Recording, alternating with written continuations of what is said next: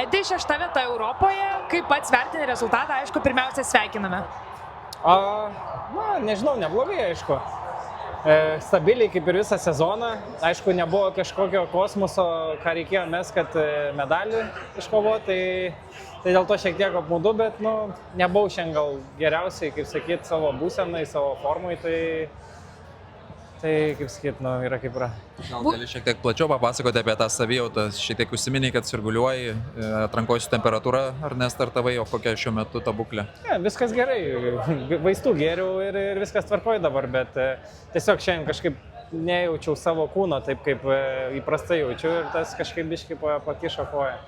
Per kvalifikaciją buvo 35 karščio, dabar 18, tikrai vėsu, kaip pačiam tas oras ar trukdė, ar nesvarbu buvo? Nesvarbu, kažkaip netrukdė, apsirengi daugiau ir viskas. Ir šiaip, kai susikoncentravęs esi, tai tas kažkaip net neatkreipi dėmesio į tą orą, nes oro nepakeisi, tai koks jau yra, toks yra. Tai.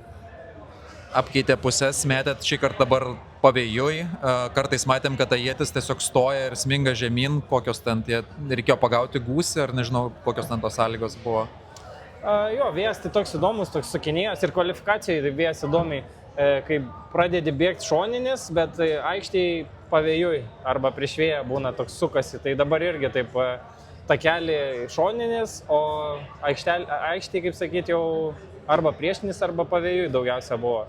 Tai... Kaip tas prizininkų trejetas ar nustebino ir kaimynas Latvis ten? Gal nustebino Weberis su čempionato rekordu pasinių bandymų, nes sakė, su peties skausmai šiekiais tokiais yra, tai tikrai kažkaip užvedė į konkurentas kitas vokietis. Tai... O pačiam ar jau sezonas baigtas, ar dar kažkokių startų nusimato? Dar turėsiu vienas varžybas Berlyne, tai gal kartu vėl Weberis sudalyvaus.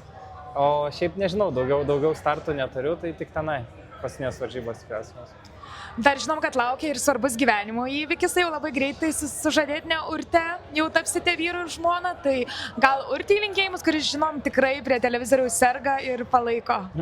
Urte linkėjimai ir kitą savaitę jau sustuoksim, tai lauk. Tai kaip šis irgi gyvenimo įvykis ir ta meilė motyvuoja ir varžybose dalyvauti, stengtis? Aišku, motyvuoja, vis laik palaiko, kai pasiseka, kai nepasiseka, kaip sakyt, čia didžiausias mano fanas, tai kažkaip, nežinau, vis laik prijaučiu, kai sektorių būnu, kad palaiko ir tiesiog, tai linkėjimai.